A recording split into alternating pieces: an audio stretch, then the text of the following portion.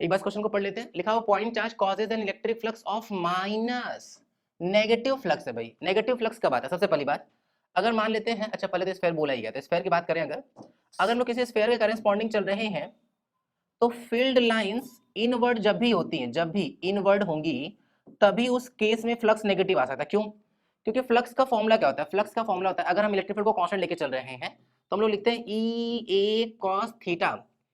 भाई three dimensional चीज का जो एरिया वेक्टर होगा वो आउटवर्ड होगा, इलेक्ट्रिक फील्ड अगर इनवर्ड होगा तभी तो एंगल, इस केस में तो खैर 180 बन गया, तभी तो एंगल मोर देन 90 होगा। कहीं से भी रैंडमली कोई रैंडम बात भी कर लेते हैं ना, कि इलेक्ट्रिक फील्ड ऐसे आ रहा है, एरिया वेक्टर जो होगा वो बाहर की तरफ होगा, तो जो एंगल होगा वो मोर देन 90 बनेगा।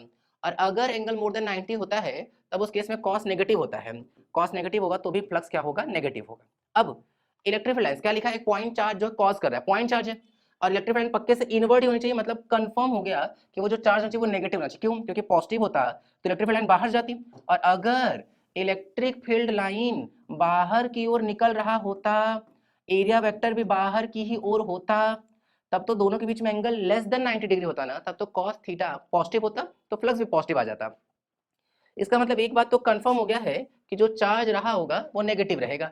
तो भाई पॉजिटिव पॉजिटिव पॉजिटिव वाले तो गड़बड़ा गए, तो मतलब अब बचा क्या? अब बचा है फर्स्ट और सेकंड। ठीक, फिर लिखा हम लोग अच्छे से पढ़ लेते हैं। इलेक्ट्रिक फ्लक्स लिखा होगा, गॉसियन सरफेस है, उसका रेडियस दे दिया गया है, centred on the charge, charge जो है वो सेंटर पे रखा हुआ है, the value of the point charges. भाई फ्लक्स की बात करते हैं, जब चार्ज सेंटर पे रखा है, सेंटर पे ही क्या, अगर कोई स्फेयर है उसके इनसाइड जहां पे भी चार्ज रखो, कहीं पे भी चार्ज रखो, उसके थ्रू फ्लक्स तो यही आता है।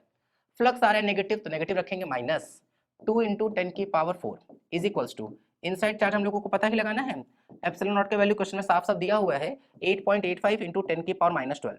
अगर हम लोग क्यू इनसाइड की बात करें तो मल्टीप्लाई करेंगे, 2 5 जा 10, 2 8 जा 16, 117, फिर 2 8 जा 16, 117, 17.7 इंटू में क्या हो जाएगा? 10⁻⁸ कूलम, है ना।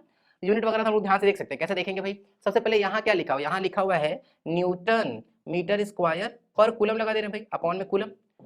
एप्सिलॉन नॉट का इधर मल्टीप्लाई हुआ है तो यूनिट का भी मल्टीप्लाई होगा। अगर हम लोग मल्टीप्लाई करेंगे तो आएगा कूलम स्क्वायर पर न्यूटन मीटर स्क्वायर। भाई अपॉन मिला सकते हैं दोनों को, ये इससे कटा, ये इससे कटा, ये इससे कटेगा, तो एक ही तो कूलम बच रहा है ना, तो कूलम में आ जाएगा जवाब। तो कितना आएगा? 17.7 इंटू 10⁻⁸ और नेगेटिव साइन के साथ, तो माइनस में आएगा, माइनस माइनस माइनस, है ना। तो ये आ जाएगा -17.7 इंटू 10⁻⁸।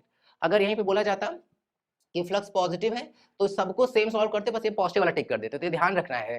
साइन से हम लोग काफी कुछ डिसाइड कर सकते हैं, तो बहुत अच्छी बात रहेगी सब कुछ, ठीक है।